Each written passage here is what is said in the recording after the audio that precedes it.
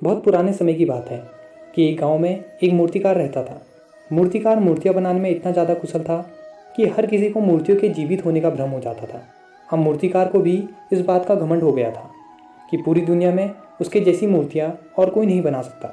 आखिरकार मूर्तिकार के जीवन में एक ऐसा समय भी आया कि वह बहुत बीमार रहने लगा। उसे लगने लगा कि अब वह नहीं बचेगा। उसे यमराज रस्सी में बांधकर घसीटते हुए यमलोक ले जाएंगे। इन्हीं विचारों के डर से मूर्तिकार ने यमदूतों को भ्रमित करने के लिए अपने ही जैसी हूबहू 9 मूर्तियां बनाई और उन्हीं मूर्तियों के बीच खुद भी खड़ा हो गया। यमदूत जब मूर्तिकार की आत्मा लेने आए तो एक जैसी 10 मूर्तियों को देखकर भ्रमित हो गए कि इनमें से असली मूर्तिकार कौन है। यमदूत सोच में पड़ गए कि समय निकलता ही जा रहा था। अब क्या किया जाए?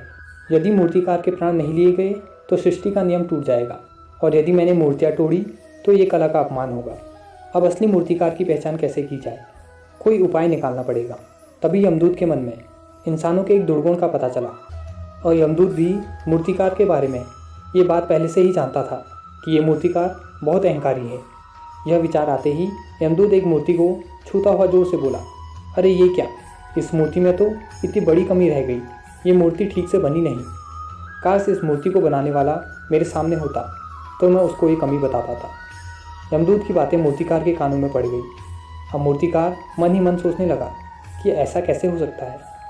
आज तक तो ऐसा नहीं हुआ कि मेरी बनाई मूर्तियों में कोई कमी निकाल दे।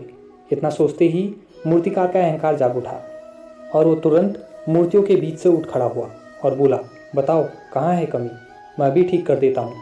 बस फिर क्या था, यमदूत ने तुरंत मूर्तिकार को पकड़ लिया और यमदूत बोला कि यही है कमी। दोस्तों, इस कहानी से आप तो यह समझ ही गए होंगे कि कभी भी किसी चीज़ पर अहंकार नहीं करना चाहिए।